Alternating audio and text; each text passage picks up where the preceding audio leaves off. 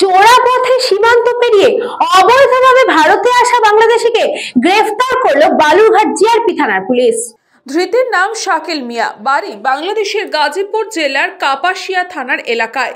GRP সূত্রে জানা গেছে, শাকিল মিয়া গত 14 ফেব্রুয়ারি শুক্রবার হিলি সীমান্তে কাঁটাতারবিহীন এলাকা দিয়ে অবৈধভাবে ভারতে প্রবেশ করে। এরপর বালুরঘাট রেল স্টেশনে সন্দেহজনকভাবে ঘোরাফেরা করায় তাকে দেখে জিআরপি থানার পুলিশ সন্দেহ করে। তাকে জিজ্ঞাসাবাদ করলে কখনো দিল্লি, কখনো বা কলকাতা যাওয়ার উদ্দেশ্যে সে স্টেশনে অপেক্ষা করছিল বলে জানায়।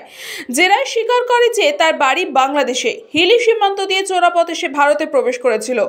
অবৈধ অনুপ্রবেশের দায়ে এদিন তাকে বালুরঘাট জেলা আদালতে তোলা হয়। আমরা তো বালুরঘাট রেল স্টেশনে আমাদের সুপিরিয়রের কঠোর নজরদারি রাখার কথা বলাই আছে, আমরা সেই নজরদারি রেখেছিলাম। কিন্তু এই যে অনেক লোক ঘোরাফেরা করে স্টেশনে, এর অ্যাক্টিভিটি একটু সাসপিশিয়াস মনে হয়েছে।